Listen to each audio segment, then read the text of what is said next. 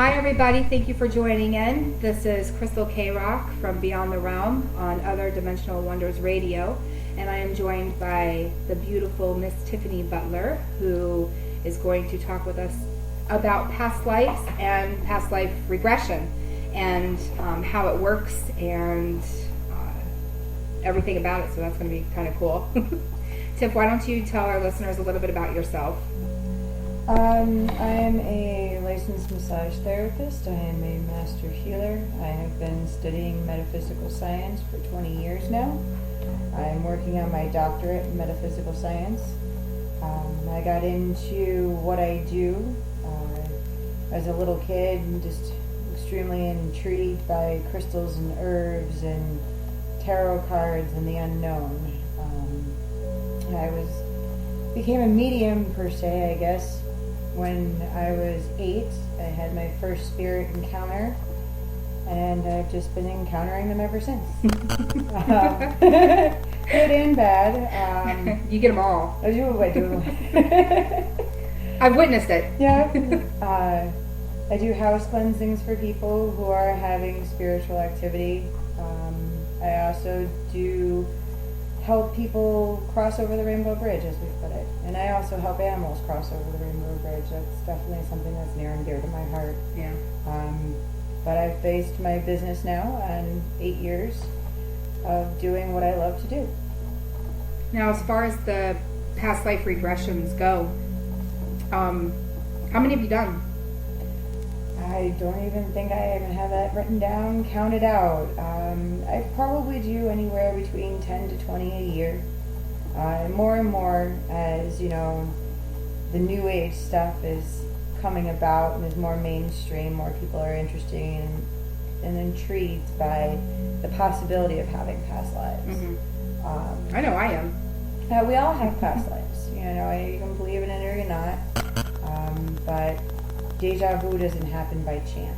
I was wondering, is there a tie between deja vu and past lives? There's a tie between that and also by talking to friends of mine who are also in the same field as I do, we have really kind of decided that this deja vu is more of your soul letting you know that you're in the right place, the right time, the right path. Okay. So the more deja vu, the more you're going in the right direction. If you don't get deja vu, it might be a good time to start looking into your past lives to see what you could be doing wrong. I get a lot of deja vu, so I feel like I'm on my right path. You're going in the right direction, darling. Well, you've told me that before, though. I'm pretty much, I think I know where my direction needs to be. Yep. Like, it's planned out, it's in my head somewhere, and I just know it, like, in the back of my mind where I need to be. Mm-hmm. You know, when I first picked up my first book in 93, I never thought in a million years I would be sitting at 35 years old having a business of almost 10 years based on, well, may I even say it, the word being a witch. Mm-hmm. You know, being able to be the medicine woman of the town, the tribe. It's pretty amazing. Who would have thought my first book would lead me here? Yeah. My mom thought it was a fad. Sorry, it's not a fad. It's real. It happens. Real. It brought you to be who you are and to do what you do. Mm-hmm. And you help people with this. I mean, there's a lot of lost souls out there and they just don't have any direction, and by coming to you, they're able to find some sort of line that they need to follow to get to where their soul is going to be happy. Yep. Pretty and much, they right? Follow it or they don't. That's one example we'll talk about later on in the show. During a regression, they call it therapy because it is. Mm-hmm. You know, I have come out of my regressions that I've had done with a better understanding of why I am where I am in present day. Mm-hmm. Or why my soul has decided to give me these trials and tribulations or these gifts, mm-hmm. depending upon what they are. You know, I really do feel that my soul has guided me to who I am to the rest of the world today. Yeah. Let's touch base on your personal past life regressions that brought you to help discover who you are as a person. Okay. I had my first past life. It was actually a past life tarot. It wasn't a regression. Wait, what's the difference between a tarot and a regression? Your regressions to explain just what the past life regression involves is you're put into a hypnotic state. Okay. You are in control of your regression the entire time. Okay. If you feel out of control at any point, all you have to do is open your eyes and it's over. Mm-hmm. But what I do is I regress you into your subconscious mind. Your subconscious mind is what holds your memories from your past lives. Okay. And so as the regression goes through, I take you through some visualizations, and then I take you down through what's called the tunnel of time, which is you mentally going back into your subconscious and tapping into your soul, asking your soul certain questions. Mm-hmm. And then we step you into the regression. Some people can't do that. Some people have to have the past life tarot done just due to the fact they don't know how to let go. You have to be able to learn how to let go to be able to be regressed. Okay. A lot of people in modern day, they have a hard time with feeling out of control. Mm-hmm. And a regression, it's letting go of control. It's letting go of ego. It's letting go of the right brain. Being able to take technology and projects and all that kind of fun stuff and be able to just step into the subconscious mind of poetry. Okay. Yeah. But if you can't do the regression, that's where the tarot comes in, because in the tarot is extremely involved. One lifetime could involve 20 to 30 cards. Oh, wow. Because it's telling you about everything that you would have seen in the regression. What you can do in a regression in 10 minutes, the cards are going to take a little while. But it's good for people that can't do the visualization. So my first experience with past lives was the tarot. Okay. And that's where it just opened up a doorway and a gate that said, come on in and start learning about me. Who did your regression? Unfortunately, to this day, I cannot remember the woman's name. I could tell you what she looked like, the way she smelled, everything, to tell you the truth. I don't even know if she told me her name. Oh, wow. I was down in Tuxedo, New York at the Renaissance Fair, and I was 18.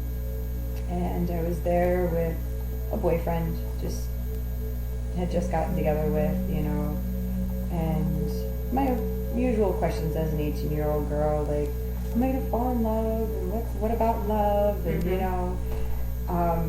so my tarot was all about love, and about my unluckiness in love, and it touched upon 3 lifetimes. One, I wasn't Cleopatra or anything, but I was a pharaoh, and nobody would remember my name because I fell in love with a peasant, and I loved him very deeply. So that was a no-no. The other one she had touched upon was I had fallen in love with who I had thought to be my brother, because my parents were killed and I was taken in by my neighbors. Okay. And I had fallen in love with him, but his mother didn't agree with it and married me off. And not until my deathbed did I actually find out that I could have been with him, which was sad. Yeah, I see you getting a little emotional about it now. I have emotions with it, and that's what comes with past life regressions too, is that you do have a lot of emotions that come up. Mm-hmm. And the 3rd lifetime that she had touched upon was that I was a plantation wife, and it was during the Civil War, and my husband just never came home. Don't know what happened, anything, but it was my unluckiness in love. Yeah. Yeah. And about how that taught me to understand that even in good relationships, every relationship sometimes, somewhere falls away. Yeah. And it helped me kind of understand that a little bit more back then. The one lifetime, the first one, I came back and told everybody, oh my God, I was a pharaoh, I was something, and people looked at me like, yeah, right, whatever. And then one night in 2006, I got up in the middle of the night and just turned on the Discovery Channel, and the tips of my head and the tips of my toes started to tingle, just almost as if I was pins and needles all over my body. Really? And this show came on about the unnamed pharaoh, and all the studies they did and how they tested the body and everything, and come to find out it was a female, but they couldn't figure out what her name was. There was no hieroglyphics or anything in the tomb. Nothing to say who this female was. Absolutely nothing. Like, you had said that you weren't royalty or anything, but you were definitely higher than this peasant that you'd fallen in love with. So I know that with the Egyptians, they are very particular about how they bury their dead, especially if it is somebody of importance. So to have no markings whatsoever, I mean, even peasants had markings at their burial. So to have no markings whatsoever, it was unheard of. The scientist, he had been studying and tracking and trying to find out who she was, and they never found out what her name was, but they found her story along different hieroglyphics and stuff. And the reason why her name was erased was because her stepbrother was jealous of her. And then once they had found out that she was in love with a peasant, that was a no-no. Mm-hmm. So therefore, they erased her name from history. Wow. Yeah. Wow. And I sat there watching this show. Nobody else would have cried. I was bawling. Aww. I remember waking my husband up going, "It was me." And he's like, "Okay, hon." I'm the unnamed one. Yeah.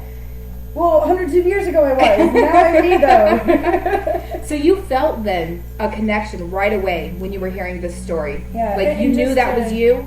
And just to wake up in the middle of the night and turn the TV on and have the television already turned to that channel, and it was meant for you to find out. Yes. That coincidence, some could say sure, but I definitely would say no. Yeah. Now, what about, you were talking about your second one, and that your parents were killed, and this family took you in. Yeah. So the mother who denied you the love of the guy who was sort of like your brother. Yep. What era was that? Like 1400s. 1400s. So that would have been like Germany-ish. Yeah. Really? Yeah. That kind of area. Yep. What was the family that you were from? Like, did you touch on who your family who died was? No, we didn't touch upon any of that. It really was her guides that she had channeled in had really told her that this session was all about love. Okay. And about how, that was. And I actually remember having my snake with me that day, and her looking at me going, "Oh yes, you're quite the little spiritual creature." She's like, "I'd say you're human." She's like, "But your soul's been around." Yeah. Yeah. I could tell that too. Yeah. You do have an old soul about you. Yeah. You're very knowledgeable about things that you probably shouldn't know about. Yeah, some things I haven't even read a book about. Yeah. I know when I have questions, I call you and I'm like, "Tiff," you just mumble on about everything. I'm like, "How do you know that?" It's just, that's who you are, and it's fantastic. That's why I like being here. You're actually picking my brain. Yeah, my brain I love picking your brain. I love picking your brain. Your brain is the only other tormented and deeply thought brain other than mine that I can tap into. Conversations that go completely beyond the realm. Exactly, they do. They literally go beyond the realm, and they can get very screepy sometimes. Yes. I love that word. Screepy. It's great. It's good stuff. Pick up on it. Start using it. Yeah, it's going to get around. Screepy. It's going to be awesome. But so you and I share a mutual friend. Mm-hmm. And you had touched base with her about talking about her actual experience with her regression. Did she give us permission to use her name? I'm not going to use her name. We're just going to use, Okay, because we both know her, so I just need to make sure that I don't call her out and let other have her fill it out, razz her about it or anything. Yeah. She came to me. She had, me and not knowing had been just offered a job by the ocean, and I didn't know any of this stepping into the regression. And each lifetime that she had during the regression was about the ocean. Is there always a connection with a person's regression for each life? There's always that one thing that it hits on? Yes. There is? Okay. Yes. Definitely. Okay. Because the regression is trying to tell you something. Okay. You know, your soul's saying, okay, you're coming in, you want to know about the past. Well, to know about your past is to help you with your future. Okay. That makes sense. Yeah, definitely. And even in this lifetime, your past is what makes your future. So your soul has the same kind of agenda. Okay. But for her regression, the first lifetime that we touched upon, she lived by the ocean. She was very happy by the ocean. Mm-hmm. Her family, you know, everything she could have asked for in a lifetime. But the sea made her happy. And then in the second lifetime that we touched upon, again, the sea came up. Mm-hmm. She was on a ship. She sailed in ships. She, you know, ocean, Mm-hmm. water, and Yeah. the third lifetime, this is where you gotta think if you believe in mermaids or not. Really? I'm telling you, I sat in that regression with her, and even as she's telling me these things, because during the regression, you know, you're the one telling me what's going on. I'm not the one telling you what's going on. So you're the person who's being regressed then is actually seeing themselves as the person or whatever it was that they were in the past life? Yes. Okay. Yeah. All right. They're seeing, these are memories that they're seeing. Okay. You know, hugging a loved one, losing a loved one, being alone, or being around lots of people. You know, you're seeing everything. I mean, I ask you what you're wearing on your feet. I ask you what time period it is. I ask you, you know, what country do you feel that you're in? And these things come right. It's not, Yeah.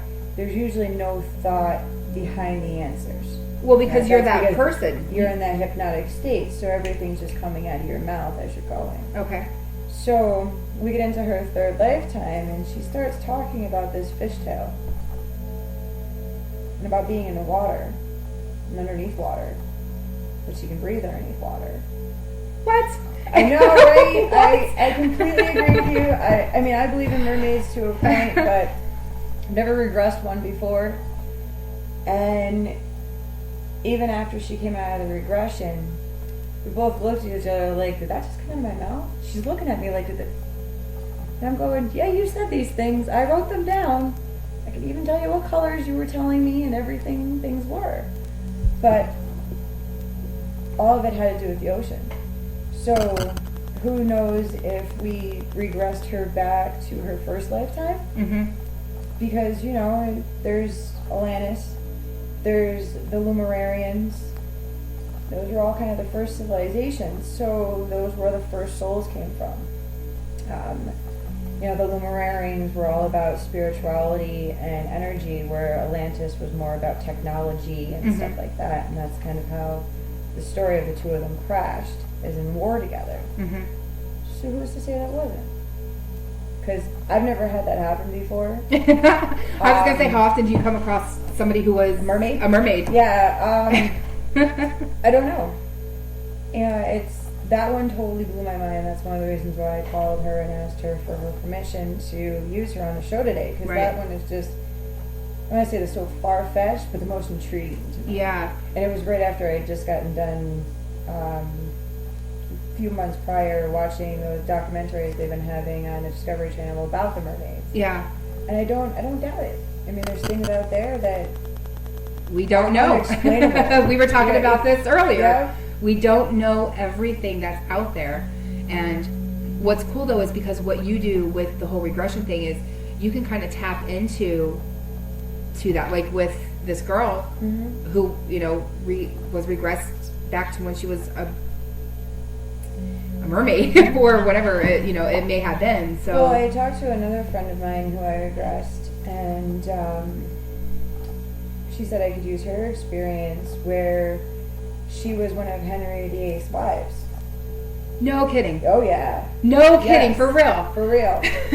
And she was put in a dungeon and tortured because she was in love with somebody else. Now I've heard of stories about that happening. Mhm. So The really interesting thing is that when she went home and Googled Henry VIII's wives, she is almost a spitting image of one of them. really, Yes. Totally crazy. I would probably freak out.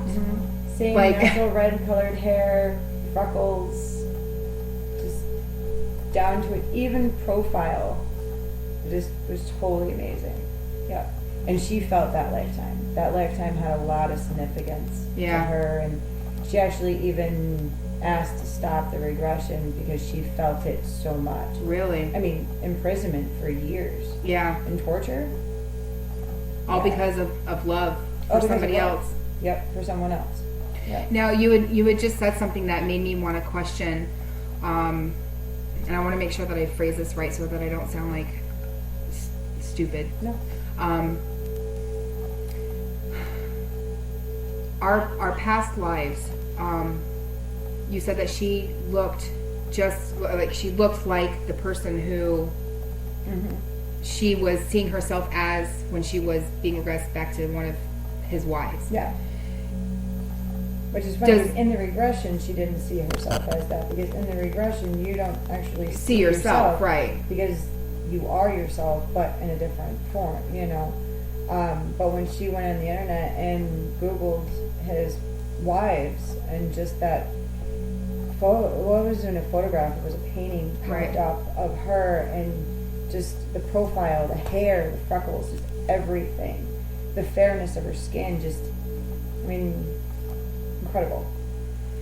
I was wondering that if we look like if our traits kind of carry down through our past lives, if we bring any of our old selves with us to our new one. Does that make sense? Oh, we so do.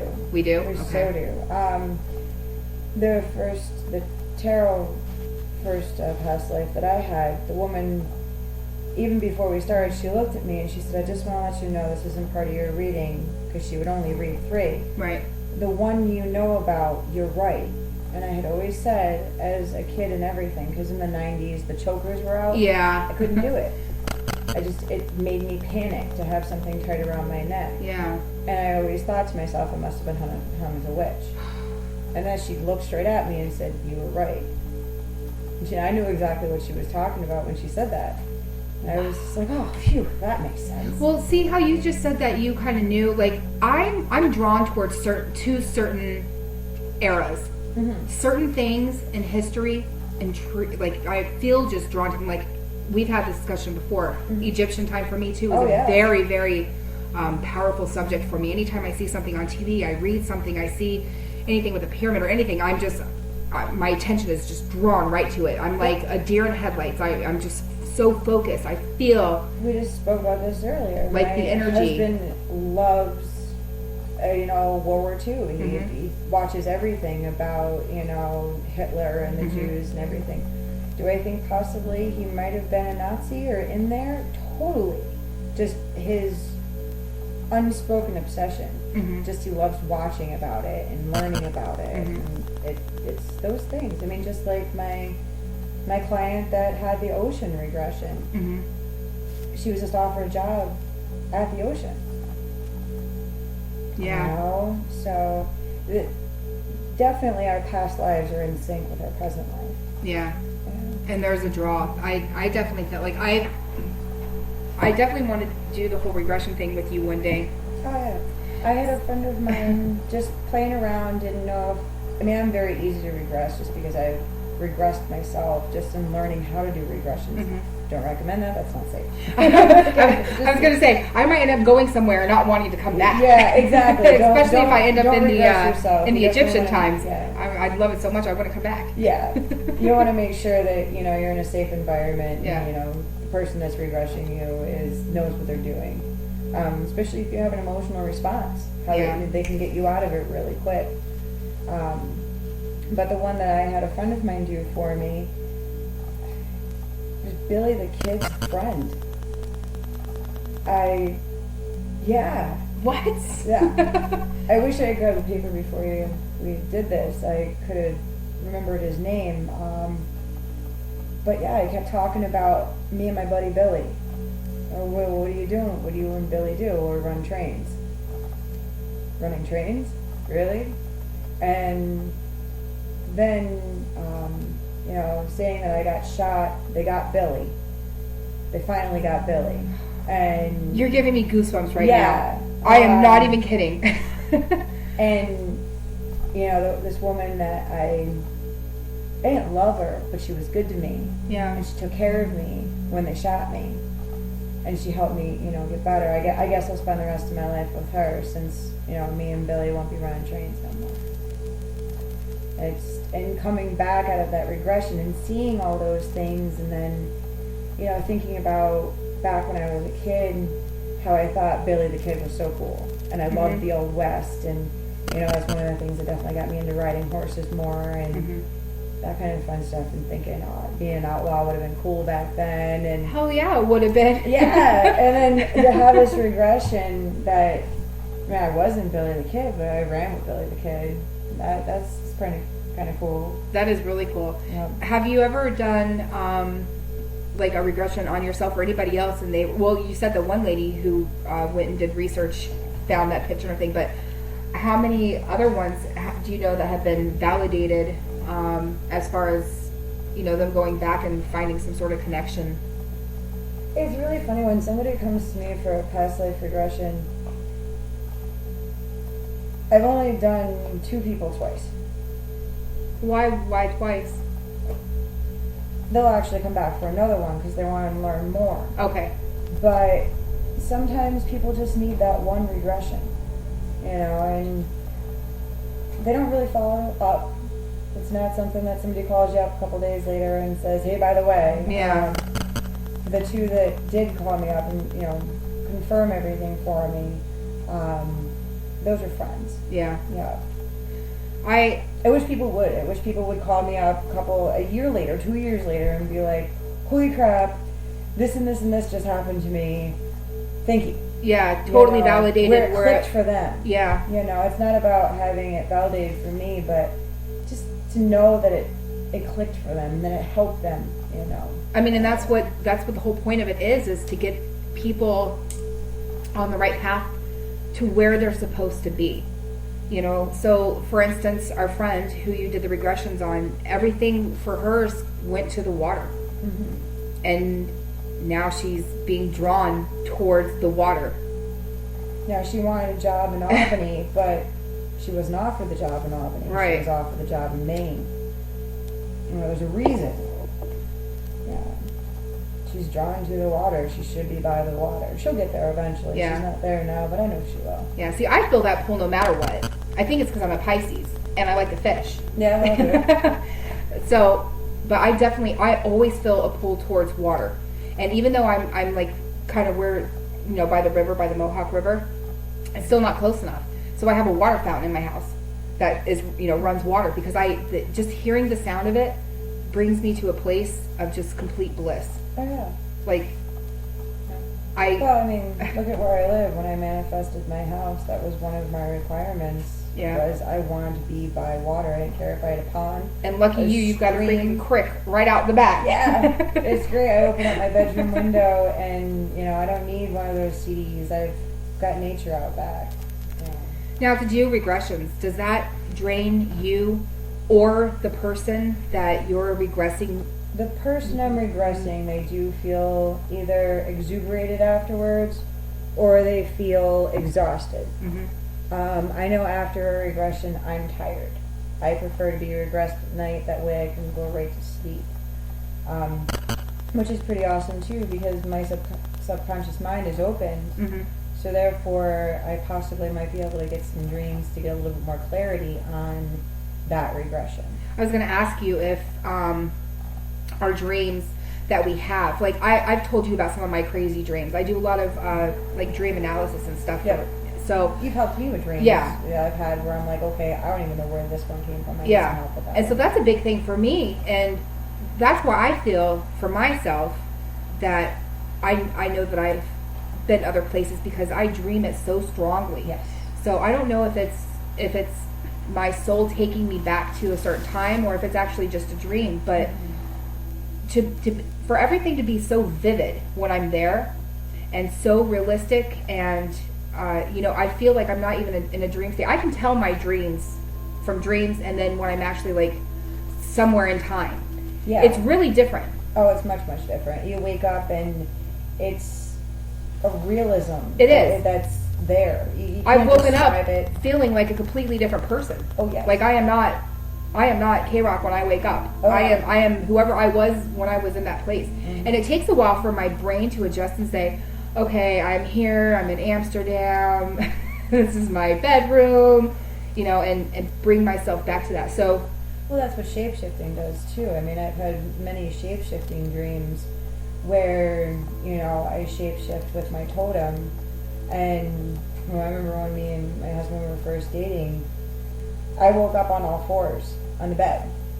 And my dream was that I was Panther running through the forest, jumping, up trees, and I was chasing something. And I woke up on all fours, out of breath, like, whoa.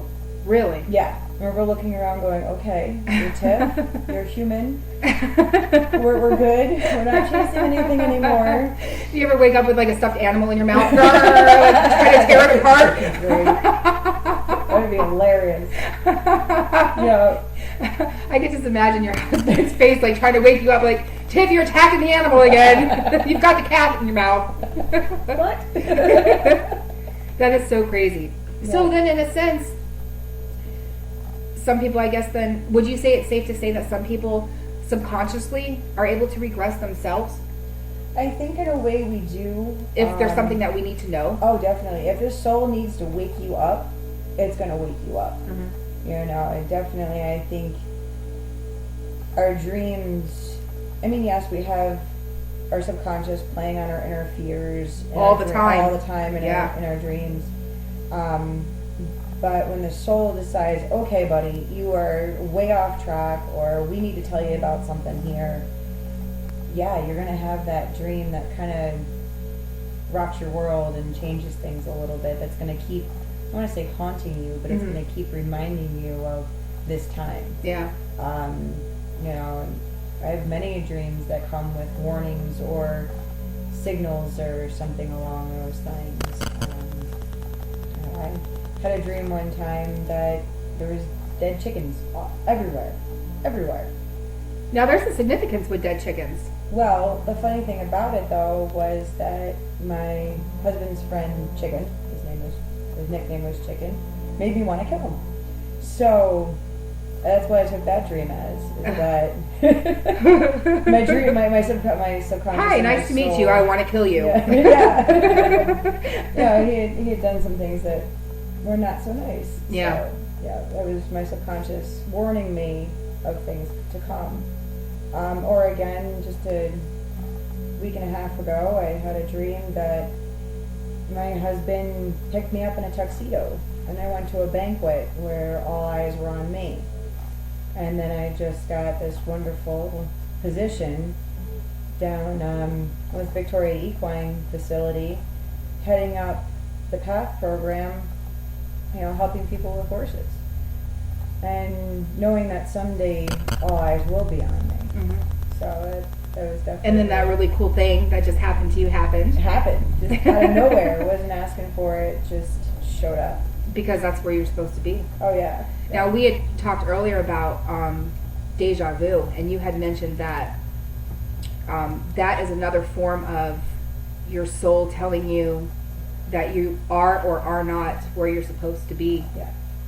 As far as the path that you're supposed to be on. Yeah, and the amount of deja vu that you do get.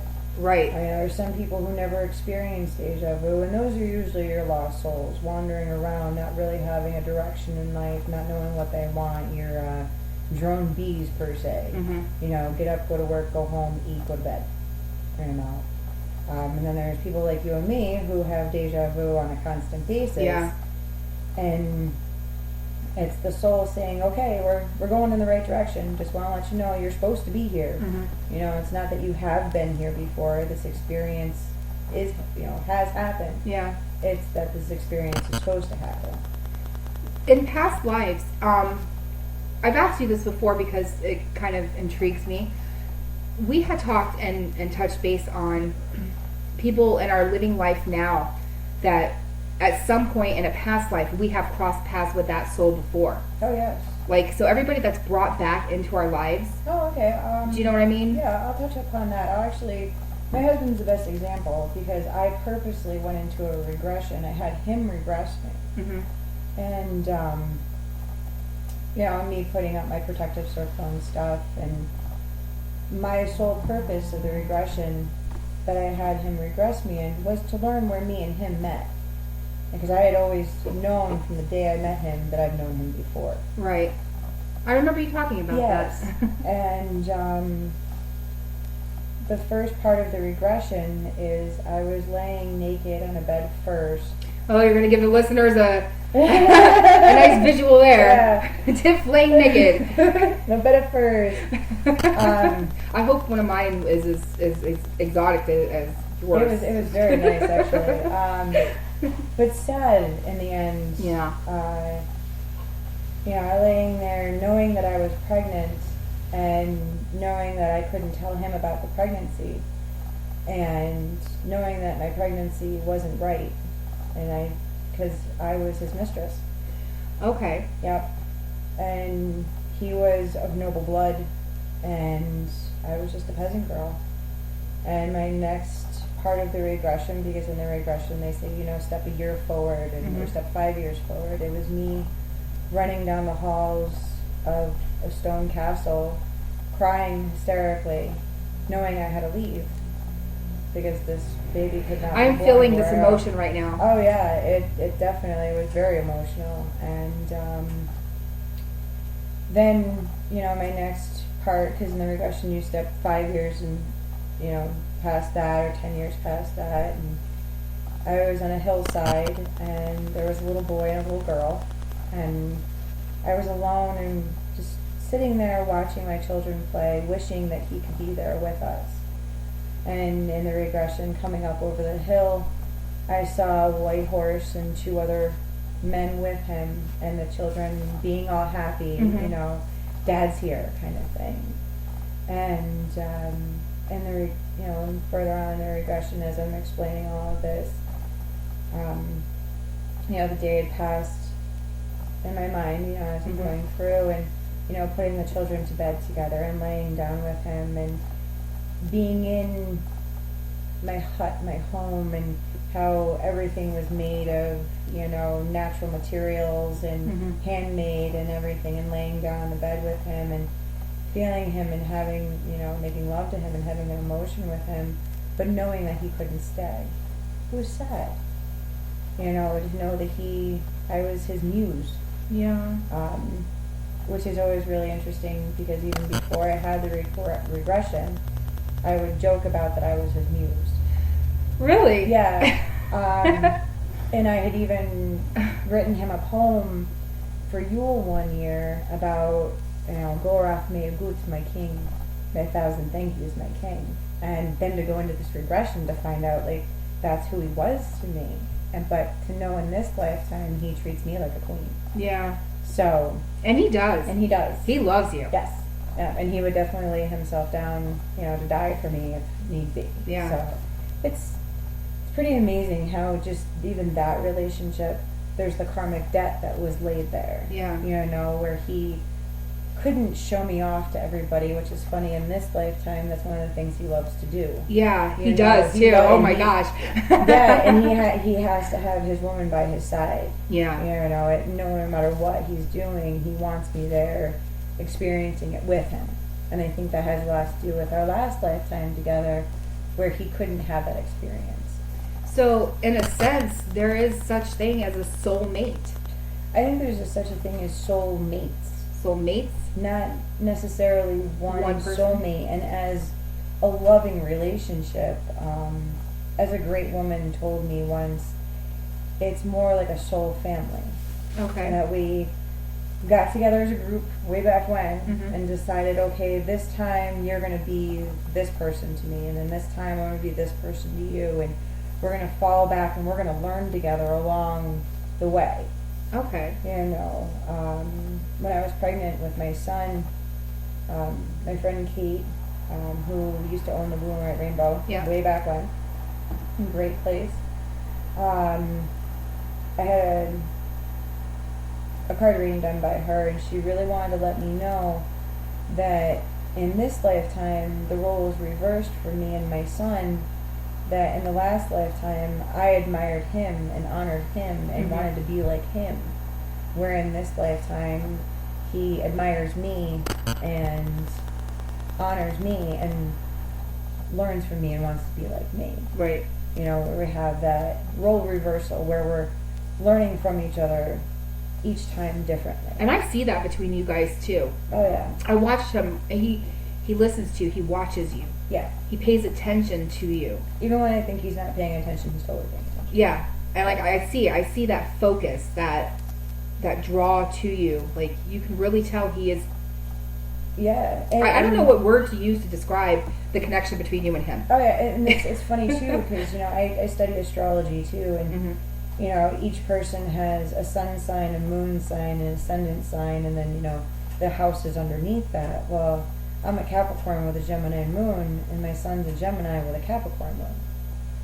See, they're in sync again. Just with the planets aligned, we were both born on a Monday. We were both born on a full moon. And I was born in the 11th hour at night, and he was born in the 11th hour in the morning. Wow. Yeah. Wow. Yeah. That's a little freaky. Yeah. I mean, not freaky in a bad sense, but like just how it lines up. How it lined up like that. Yeah. And I really do think that everybody out there should learn about their sun sign and their moon sign, because I'm a Capricorn, but my personality is totally a Gemini.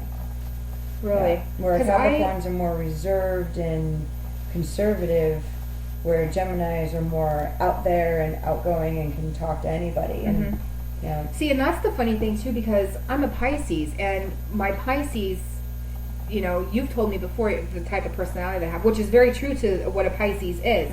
However, I also feel like I experience a lot of traits from I think it's Gemini, because people are attracted to me. I could be standing in line at the grocery store checking out, and a lady, this is a true story, a lady came up to me and just started telling me her whole life about her and her cats. Yep. While I'm standing there, and I'm like, hi, nice to meet you too. Yep. And but people are drawn to me. So there's another sign where it talks about people being drawn to you, and they can just feel like they open up with you. Yeah. And being a Capricorn, usually most Capricorns people are very standoffish with, where having my Gemini moon, nobody is standoffish with me. No. Everybody tells me everything. I can talk to a politician and then turn around and talk to a homeless man. Yeah. And be able to talk to them the same way, no matter what status they are. Well, that's part of your gift, is you're able to tap into anybody's inner personality. They're who they are, not what you see on the outside. No. But who their soul is, and you tap in, and you're able to communicate with that soul and that soul's needs. Yeah. And it's true. You should never judge a book by its cover, because some of the most beautiful people on the outside I've met are some of the most ugliest people on the inside. Very true. And some very unattractive people are absolutely gorgeous people. Yeah. On the inside. That's very true. Yeah. Never judge a book by its cover. Nope. Never. Because you never know what that chapter might have to say. Yeah. And same thing with me. I've met some amazing people, and until you sit down and you actually talk to them face to face, and their souls are pouring out to you, you then become part of that, and you understand what this person's been through, how they got to to be who they are in life. And there's been many of times where I've walked into a store and there would be somebody begging for change. What do? I'll sit there and I'll talk to the person. Yeah. Yep. I mean, I've had experiences where I watched a little girl counting out her change, just trying to get that box of juice boxes and and give her change. And people might say, well, why would you do that? Well, why wouldn't you? Yeah. That's my answer on that. It's all about helping your fellow man. We're all creatures of Gaia, and we have to start learning to treat each other like we're all creatures of Gaia. Yeah. Yeah. I mean, we're all of the same, and we were talking about this earlier too. We are all of the same thing, no matter what our meat suits look like. And that's another meat term. Suits. Yeah, that's another term that I use a lot. Is the meat suit? Yeah. Yeah. Because our meat suits are just that. It's just a package that we come in. Like I've said, I've learned more from my horse than I have from any other human about being humane. Yeah. About having understanding. Yeah. And that definitely. probably really helps you too when you have to actually touch base with these, and get people to be where they need to be so that they can see who they were. Yeah. Yeah. Have you ever had a problem with, you said not everybody can be regressed. Mm-hmm. It's usually your type A personalities. You're people who cannot let go. People that have a hard time not being in control. Yeah. I've tried, I know one of my clients, she was very excited. She wanted to do this so bad, but it just wasn't there for her. Yeah. And she was bummed. But she was very happy, okay, let's do the cards then. Let's move on from that. I'd be very interested. I sometimes, if they want to know more about things, I'll tap into, the intuitive side of me, and we'll just start reading that way. I will channel with their spirit guides and have their spirit guides help me.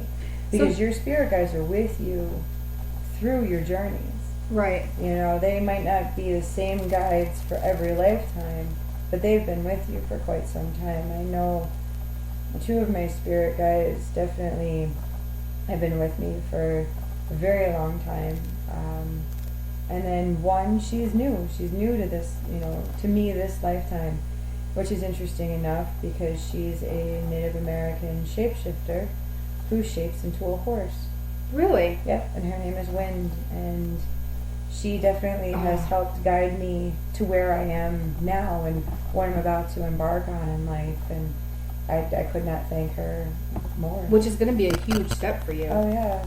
And then one of my other guides, he's a hawk shaman, and he's the reason why I have the wings tattooed on my chest, just because during my journey, getting to know him, he gave me a gift, was a set of wings, which is interesting because I've had clients give me gifts of wings here and there over the years. Yeah. Which is funny because that thing I made you also had a feather on it. Yep. Yep. I actually had a client come in. She had found an owl, and she gave me one of the owl's wings. And I did not charge her for that session that day because, well, I'm kind of old school. I go by the old rules. Yeah. That was her payment to me as far as I was concerned. Yeah. Money Money wasn't a necessity. That wing was more important than the money. Yeah. Yep. I totally agree with that too. And there's been plenty of times where, you specifically do this, I don't think for the money. There are people that do it because it makes a living for them. I didn't do it for the money. I didn't start doing this. I became a massage therapist for the money. Right. Or for the career, perchance. And even how that happened was just my intuition popping up. Right. How wonderful would it be to be able to use all of these things that I've learned over the years and to be able to work it underneath a license. Mm-hmm. And I just woke up one morning and said, that's it, I'm going to massage school. And I was like, what? What do you mean? You went to college for auto mechanics and art, I have to say your hands are quite magic. Yes, yes. Yeah, and it's nice I've experienced them. They're wonderful. I not only get to, massage someone, but I get to do what I've learned, psychic surgery, mm-hmm. and being able to pull out, that knife in the back that you got stabbed in the back 3 lifetimes ago that you've been still carrying around with you this whole time. I've done psychic surgery and pulled everything out from daggers to samurai swords. Yeah. What? Crazy. They're cool though. Or old hurts or old pains that you've buried. So we carry those with us then? Oh, we always carry our pains from our past lives. Is that why certain people feel connections? Because they still have something from that past time attached to them? Oh, yeah, yeah. I'm still waiting to have somebody regress me where I can touch on the fact that why I am scared to death of sharks. It has nothing to do with this lifetime, but I am petrified. Really? Yes. I'll still go in the ocean, but you ain't gonna get me past my waist. I've had my experiences with sharks, so. Yeah. But little things too. That is scary. Having to have that woman tell me I was right, that I was hung as a witch, and just to be at such a young age, at 8 years old, asking my mom, I want to be a witch, and her looking at me, go, oh, we'll get you the costume for Halloween. It's August. I'm going, no, Mommy, I really want to be a witch. And then buying my first book and reading and, getting into my cards and having all of the interesting experiences I've had over the years and feeling that it had something to do with who I was in a past life. If not who I was in one, but maybe who I was in a many. Yeah. Yeah. Because you have had many. I feel I have had at least more than one. Oh, God. So we all have had more than one, New souls are not something that's happening these days. Why is that? Well, if we really want to go on philosophy or anything, Notre Dame did say after the religious world war, which, no offense guys, we are in, the world would be pagan again.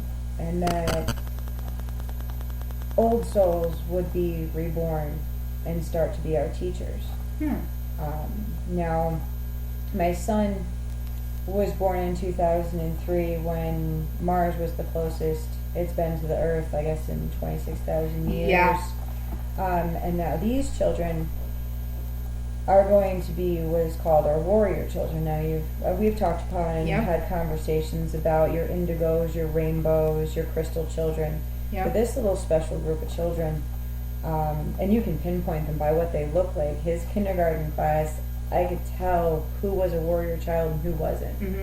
And it was the children that were born in 2003 from June to October.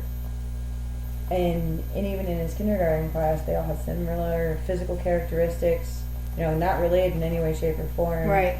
But they all resembled one another. They did. Just the way they presented themselves. I remember the little girl in his kindergarten telling me that she especially liked my white buffalo turquoise necklace. And may I touch it? And how she touched it in her hand, and she said, ooh, it makes my hand tickle. Really? Yeah, so it was just like, oh, kid, you got it. You're definitely one of those warrior children out there.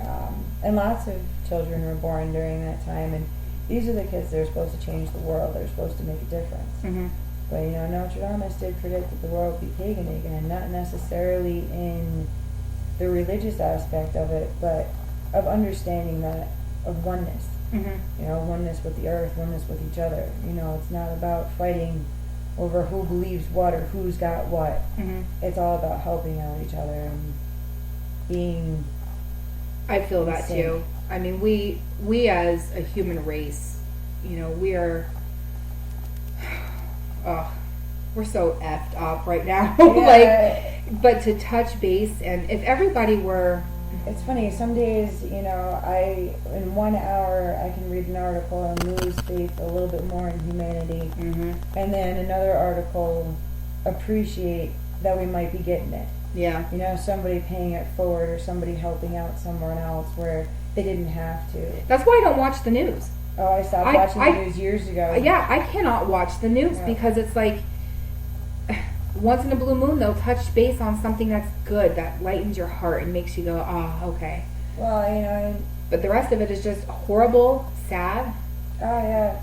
Really burdens me because I'm sensitive and, everything. Yeah. But in reading, articles that make you lose faith in humanity and then reading ones that do, and that everything, metaphysics is coming mainstream now, people are interested in past lives. People are interested in having their cards read.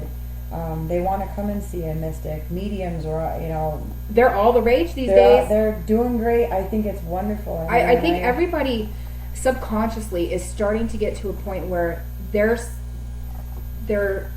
their souls, their spirituality, per se, is trying to reach out and trying to grasp and grab a hold of. It's crying for help. Like, of the true meaning. Me. Exactly. Yes. And I feel that. Like, I feel that pull almost constantly. I feel it, you know, like, I just think it's great that it's becoming mainstream and it's not taboo anymore. And, you know, I jumped out of the broom closet when I was 18, as I like to put it, and I caught some flack. I really did. I mean, got called a Satanist, got called these things, and, you know, I did everything I could. Every single person that was ignorant to it, by the time they left my presence, learned something. Yeah. You know, and that's how it's been the whole time. I mean, that's, you know, that's what I'm really in the middle of trying to get going, is that, you know, if you don't understand about it, learn about it. Mm-hmm. You know? I mean, pick up a book. Yeah. Do some research. Ebook. 2 books. There's so many things that, you know, if you have questions, instead of being skeptical or one-sided about it, make your own opinion about things. You know, learn to understand what it is, the good and the bad, what you believe and what you don't believe. At least you have an understanding at that point and are more open to accepting if it's something that you can believe in or not. I mean, I went to Catholic school. I got an A in religion class. You know, my thought on the Bible might insult some people, but it's my thought. Mm-hmm. You know, you want to have your thought, that's wonderful. But, you know, being in Catholic school is really what kind of, honestly, pushed me over the edge, but made me want to start looking at other things. And I did. I went to the Peace Pagoda, and, you know, I hung out with Buddhists, and I hung out with Mormons, and I talked to Jehovah's Witnesses, and, you know, I had friends that were Muslim, and I learned about everything. And the earth-based religions is really what captured my soul's attention, and that's where I went. But is that meant for everybody? No. Yeah. You know, is that meant for my son even? Maybe not. You know, maybe he'll grow up and study Buddhism. Mm-hmm. You know, maybe he'll grow up and, you know, study Hinduism. Whatever he wants to do or whatever he wants to become, that's his choice. Yeah. You know, and I think we've all lost that, or we've lost the fact that we all have a right to choose. We're not in medieval times anymore where we have somebody with a sword at our throat saying believe or die. That's another one that I feel that I'm very drawn to, is I can't put my finger if it's like the Renaissance or if it's medieval. But it's definitely... Medieval times and Renaissance were very close. They were, but it's definitely something within that genre of dress and you know. I have an extreme pull to that too myself. Do you? I mean, definitely a book that I read in high school by Marion Zimmer Bradley, The Mist of Babylon. Mm-hmm. That was a huge influence in my life. You know, learning about the Druids and learning about where Christianity kind of took over and buried that belief because it was in competition with theirs. And it really intrigued me and made me want to learn more of the history of our traditions. You know, even our American traditions of, you know, Christmas and Easter and everything. I want to know where that came from. Yeah, and I mean, there's always some place where it comes from. Yeah, and that book kind of, you know, sparked that spark and learning about those things. And, you know, even with the past lives, like, little things spark you into wanting to know more. Mm-hmm. And that spark is there because your soul's going, hey, by the way, you want to remember about this? Or this has some significance to you. And, you know, I feel that all the time. I really do, especially with like my deja vu and my whole dreams. I'm always taken back to different time periods, and I'm picking up information. Like I leave waking up with knowledge of certain things. You want to pay attention to what certain things make you feel emotions. Yeah. You know, I think we've kind of lost our sense of feeling. Being in touch with our emotions doesn't necessarily mean that you're an emotional person. Right. It means that you understand where emotions come from. You know, I can see injustice and it doesn't make me angry because nobody's doing anything about it. It makes me angry that I can't do anything about it. Yeah. You know, or... Well, because you're a healer. Yeah. You know, you are a natural healer. And so when you see somebody, a soul that's tormented, there's nothing that you can do but want to help that person, you know? But again, you know, you can't help everybody. Not everybody wants to be helped. Nope. And you can lead a horse to water, and you can hold its head underneath water, but you still can't make it drink. Exactly. It's going to drown. Yep. That horse is going to die. It's either going to get it, or it's, you know, it's going to inhale it and it's going to die. Definitely. And I think over the years, you know, things that made me have emotion or made me excited about certain things or made me feel sad or this or that, it's helped me tap more into being able to help people a little bit more along the way too. And that's why I tell people when they get on my massage table for the first time, you know, just to let you know, if at any point in time you have an emotional response, this is an emotional free zone. You want to get angry, you want to cry, you know, there's a box of tissues always by, just because we hold our emotions and our muscle structure, it's going to happen. Yeah. You know, so, and definitely with an understanding your past lives and diving into that and wanting to know about that, things are going to come up. Because once you tell the soul, hey, by the way, I'd like to know about this. Is it sort of like an awakening of your soul when you're tapping into that type of thing? Definitely. Yeah. Another question I had for you is, earlier when we were talking about the difference of a one-on-one regression, like the person actually being put into a hypnotic state, and then the people who can't, you do cards.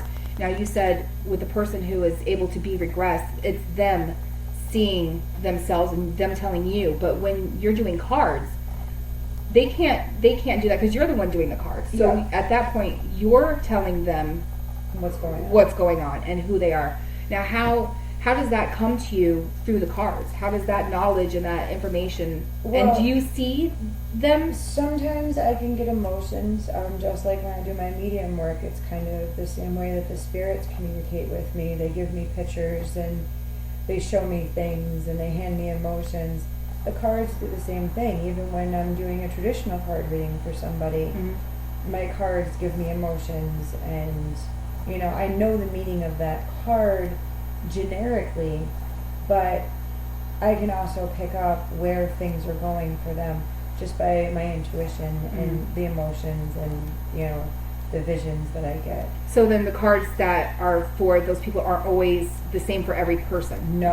Every card will have a different meaning for every different person. And it all depends upon where that card lies in the spread.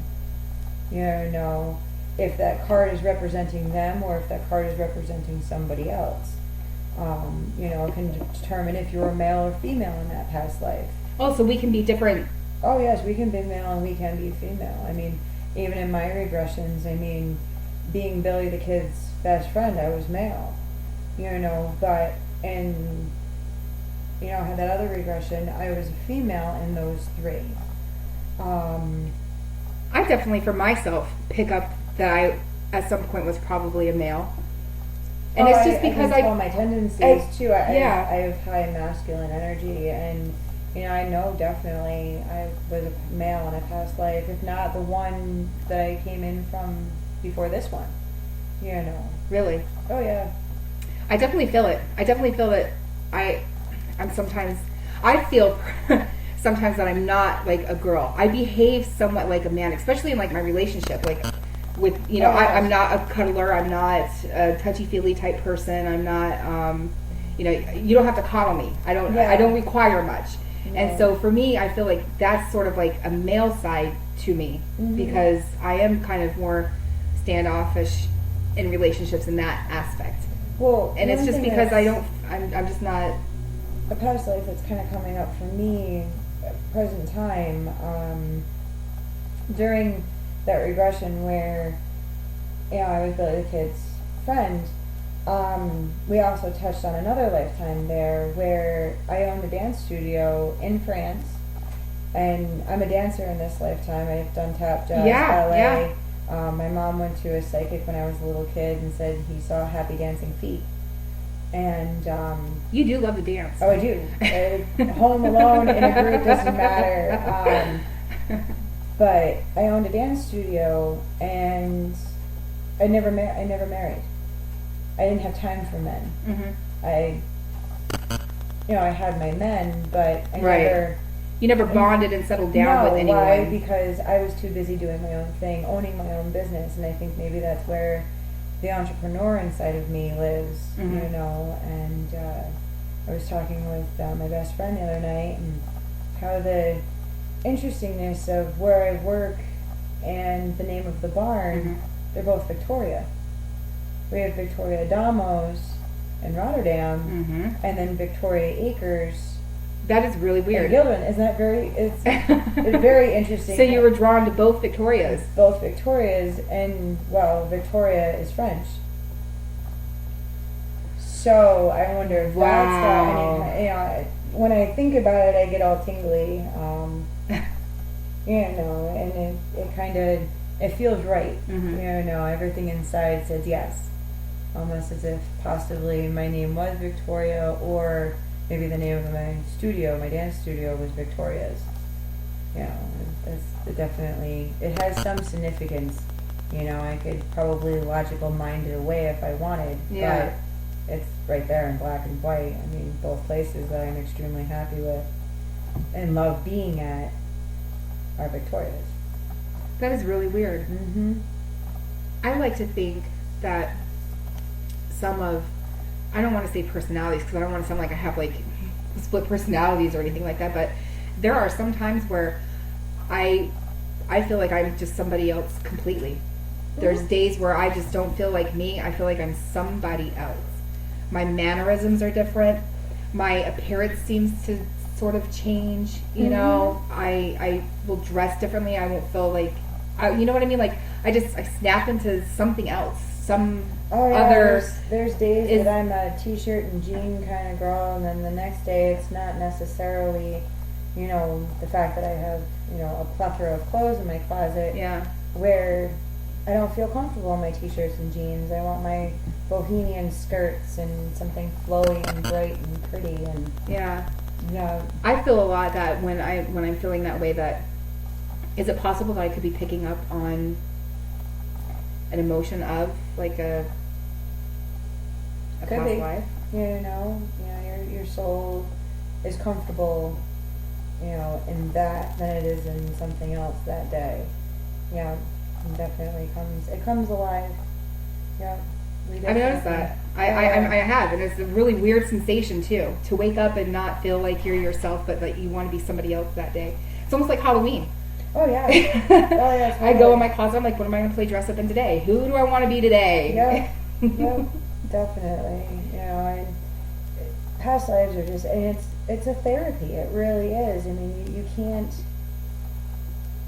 can't be able to figure out what's supposed to happen for you if you don't understand what has happened to you. Right. If I didn't have those, regressions or anything along those lines, it probably would have taken me in a different direction. I probably wouldn't have made some of the decisions that I've made, knowing that this is my soul's path. That, I've decided in this lifetime that I want to live out my soul's journey. I don't want to live out my human journey. I want to have a greater understanding, not necessarily enlightenment, but I want to be awake at least. And that's what, with humanity and society, it's nice watching everybody wake up and not just walking around like a zombie. And zombies. Yeah, exactly. And I mean, if you think about it and you really pinpoint it, I mean, we're all here for a purpose. We really do all have something that we're supposed to do. And we're supposed to find it. Whether it be for ourselves or, or somebody else. And I really do feel that everybody has to find that spot that's going to make them and every person blossom. That comes into your life, you're constantly, every good teacher is constantly a good student. And as long as you take every relationship that comes in, being it good or it bad, it has some sort of lesson to teach you. Me doing my own personal rainbow spread, one of my karmic things that I had to learn is that relationships do fall away. And that, each relationship has a lesson for me. You know, and to be able to take that through my life, and you know, just some of the not so great experiences I've had as a child, or even some of the not so great experiences I've had as an adult, I've taken away what was needed. Right. You know, and been able to let go of what didn't serve me properly. Has there ever been a time that you've done a regression on somebody and they're just at a bad place in like a relationship, for instance? Like, Oh yeah. and then they come to find out that, you know, they're not supposed to be in that relationship. Like, how would a person I had a woman go about dismantling that to do what and try to be where they're supposed to be? You know, I had like a woman find me out of the blue, friend through a friend through a friend kind of thing, and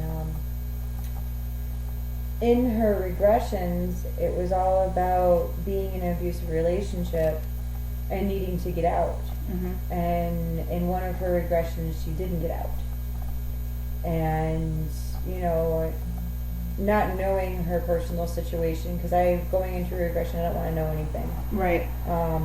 Well, just like when you do your readings, you don't want to know anything. I don't You want just- to influence it Yeah. in any way, shape, or form. And, you know, having her come out of the regression, and she just looked sad and solemn afterwards. And usually, you know, after regression, they, you know, leave the office and go. And I felt that her leaving was not a good idea. I really wanted to sit and talk to her about her experience more. And she was going on about how she's in this relationship with somebody who was very controlling, and he wasn't physically abusive, but he was verbally abusive with her, and about how to get out.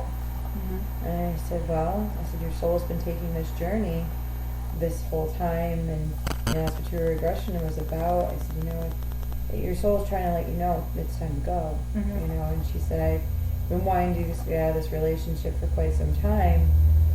I didn't know if I could. And I said, well, I don't know if you can, but you should. And I did follow up with her later on, and she did come to me for some life coaching sessions. And she did finally get out of that relationship. Oh, good. And to watch her getting out of that relationship, and then to watch her life blossom afterwards, was absolutely beautiful. Well, because she wasn't where she was supposed to be, and you Yeah. opened that door for her. You showed her that there is more to where she needs to be other than where she is right now. Yeah. So not everybody is stuck. No, you don't.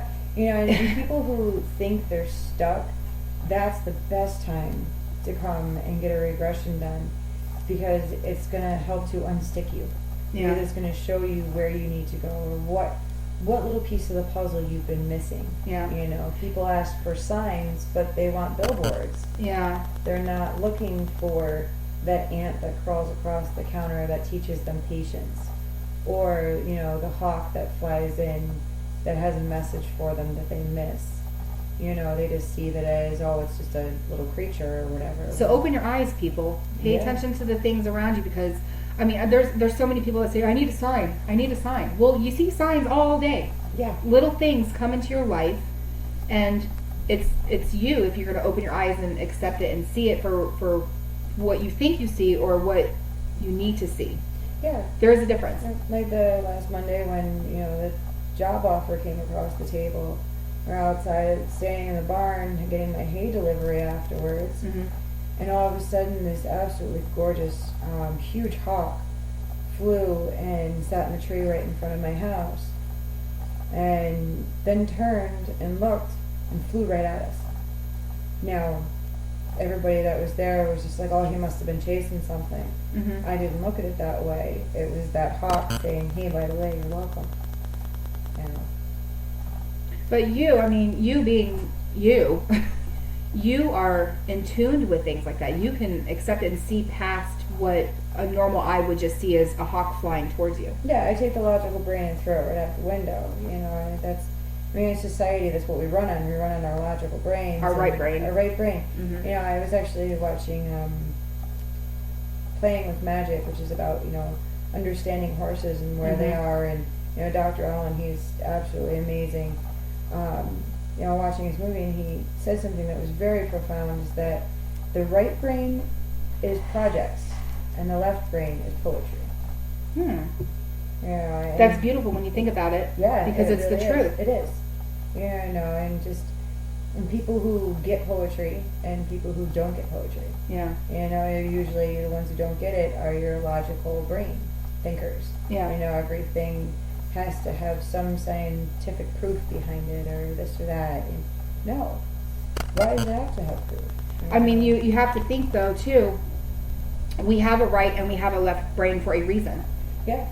I mean, they correspond with one another. Mm-hmm. You can turn one off and turn the other one on. Mm-hmm. So there's a reason that we are all equipped with a right and a left brain. Mm-hmm. So for all of you right brainers out there, yeah, shut it off for a little bit. Meditate, connect with yourself. And meditation does not mean sit in silence and do nothing. I can meditate doing dishes. Mm-hmm. I can meditate doing, cleaning my stalls for the horses. Yeah. That's my favorite.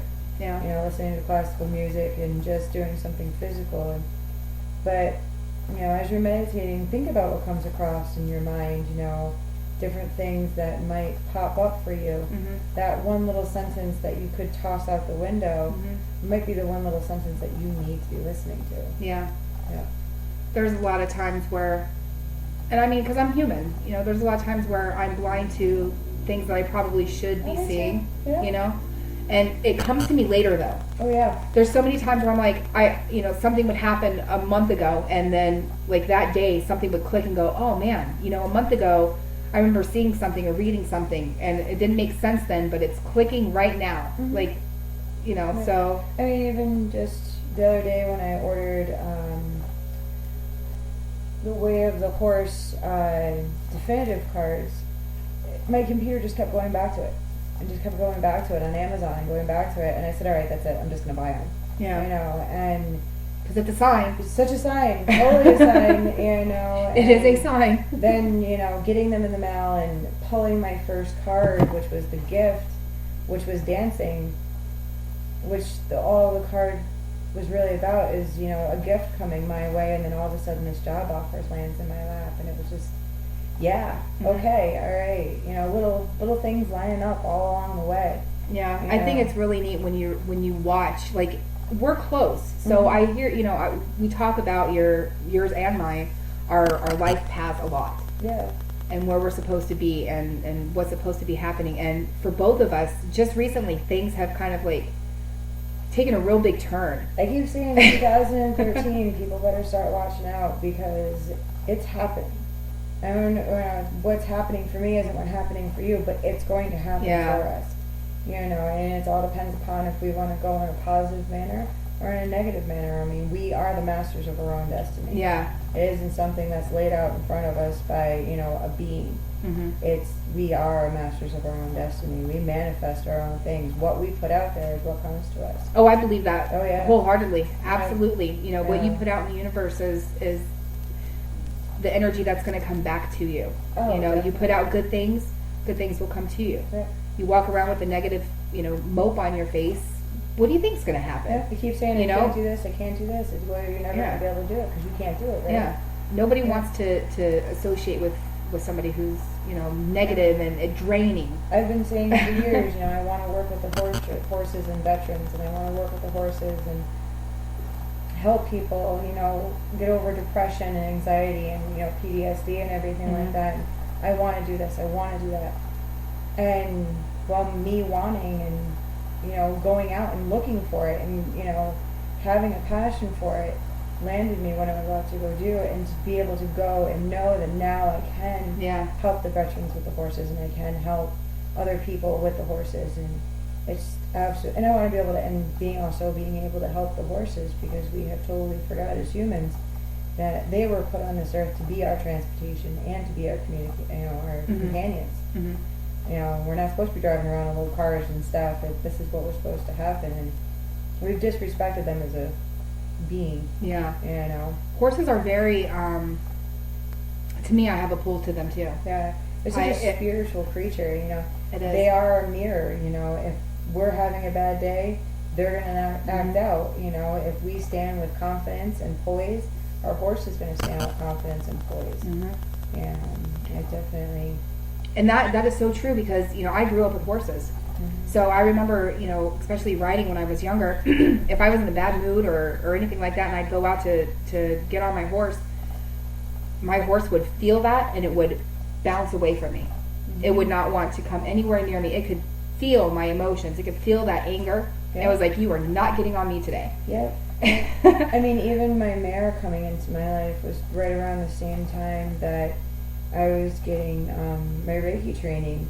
And then to have my Reiki guide come to me as a shapeshifter that shifts into a horse, and then to have her come into my life, and to have her have a bad past and an abusive past, where I had a bad past and an abusive past, where we can connect and kind of fill that hole for each other and learn from each other, and how much in the past 5 years that I've had her, how she's transformed my life. Yeah. So, and I've seen that too. Oh yeah. I've definitely seen that. Since you've moved out here and you've got the horses in your life, you've seemed to, I mean, you were always open, but you've seemed to like really find your path where you're supposed to be. Like everything's starting to fall in place for you. Like it was like a domino effect. It is just amazingness all across the board, you know. And I've witnessed this. Yeah. Like I have seen this happen. Yeah. So I know it's real. Oh yeah. And I've seen how one horse can make a difference in not just one person's life, but in many people's lives. Yeah. I mean, she's helped my son, she's helped my husband, she's helped myself. I've seen her help just random people here and there. You know, and just to think that I'm going to be able to use her and, you know, the other horses that are with the barn and everything. Just it's going to be an amazing experience, and I can't wait to just start helping everybody. Yeah. A little along the way, and because that's like your true calling. That's what you need to do. Yeah. Like for me, my thing is just talking to people. I really do people think just doing like with to the radio show and everything. It's great. I know, like, getting the word out there. You know, interviewing different people, having different experiences, and just informing people. Yeah. Yeah. Well, it comes easy for me because people just like to pour their souls and guts out to me. Oh, They're yeah. like, here, take this knife, cut me open, and just here's everything. Here, by the way. Yeah. I mean, I've done that with you too. Yeah, like, it by the way, happens. Crystal, here you go. I don't know what to do with this. And I'm like, I'm constantly dished out people's problems, but I don't mind because I feel like that's part of what I'm supposed to be doing. Yeah. You know, I am like an outlet for people to open up to. I'm sort of like a vault. You know, I take everything that they can't deal with, and I hold that, and it becomes mine, and then it, you know, I release it. And even with this show, I mean, you took some of your viewers' opinions. You know, wanted to learn about past lives, and I hope I've helped a little bit here. Just that one thing, and then your next show is going to have something better else, and you know, and there, you know, keep on going. Well, it's knowledge. It's all knowledge. It's all about people learning things and opening their minds to things that they may not have been concerned about before, but now, you know, especially with this past life thing, you know, those people who are listening who do feel stuck, like in a certain spot, or they feel like they just don't know where they're supposed to be, this might be really good for them because come and see me for a regression. Yeah. If now, is that not, something that they can do over the? Is that something you can do over the phone? Unfortunately, I can't do it over the phone. I don't think it would be right, just because I wouldn't be able to be there to make sure that you're okay. But there are plenty of people around the country that are doing this. You know, I just met a woman who she's been doing it for years. She's great. I can't wait for her to regress me. I'm excited. You know, to have somebody who's trained in regressions to actually regress me. Yeah. Well, we're going to set that up to be regressed.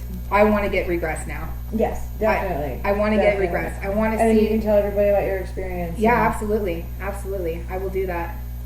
But for the most part, so everybody who's listening, if you are feeling that stuckness in your life and you're not really sure if you're on the right path, if you can't get to Tiffany, seek somebody else out who does regressions and see if you can get in with them and get regressed. It might actually open doors for you and get you to be where you're supposed to be. Yeah.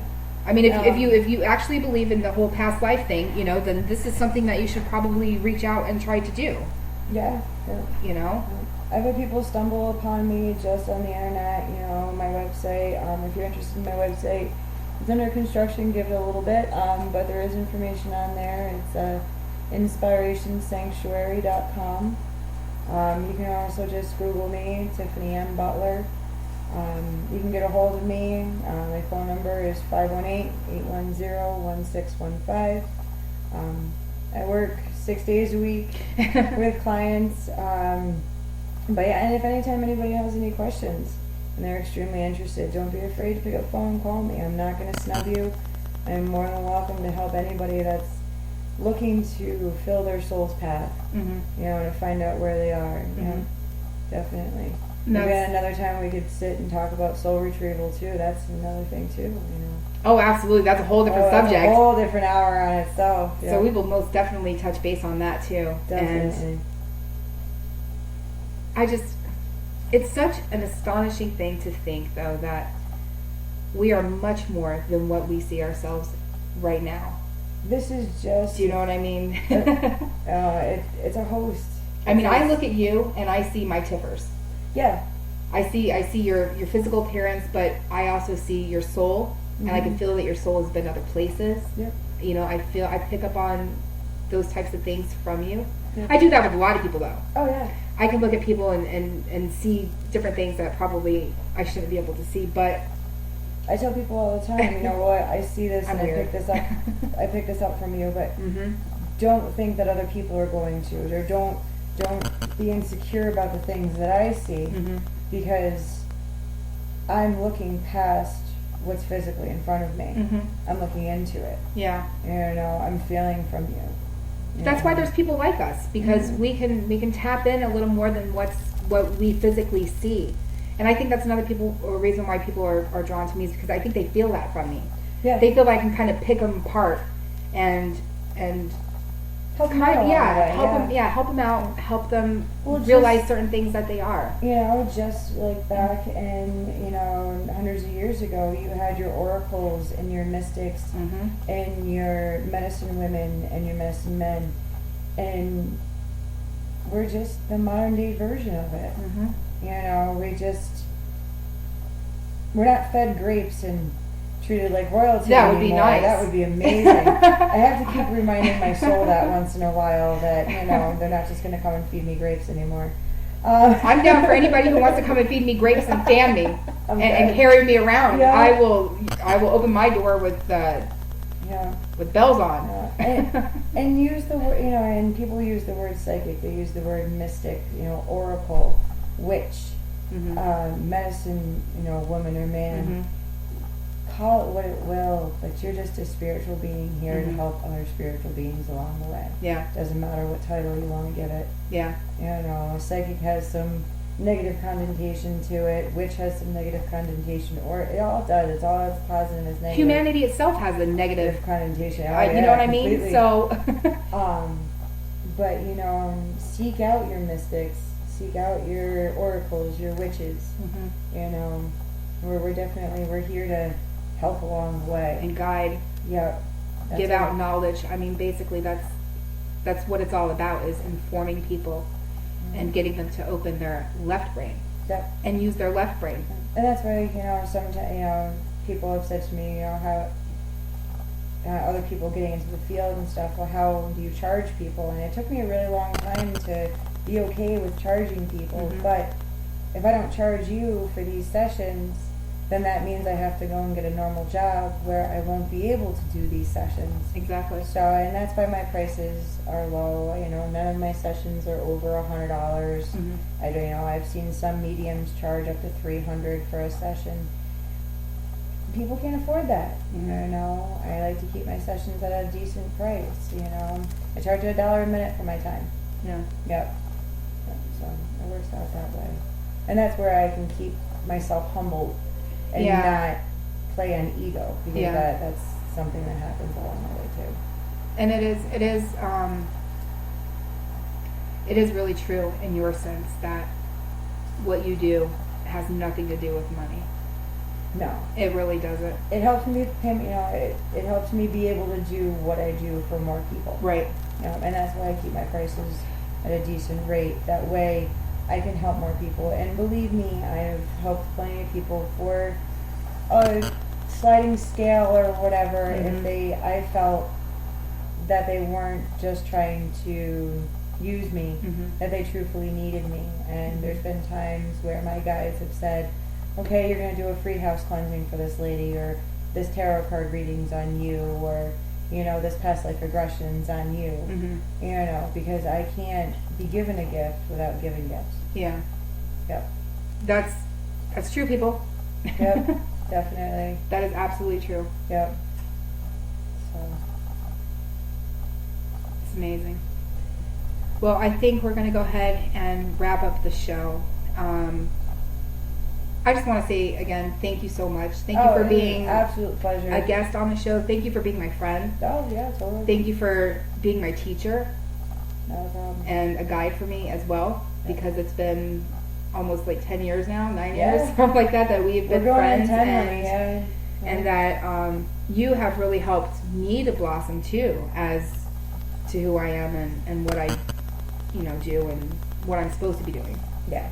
Yeah, and I think you're totally on the right path, and you know, if I didn't, I'd say something. You know me. Yeah. You know, but I totally think you do. And thank you for having me a guest on the show. You're welcome. And I can't wait to come back again. And yeah, we're gonna hit on the past. What did you call it? Soul retrieval. Soul retrieval. Soul retrieval. That's a whole another ball game. Yeah. We'll touch up on that.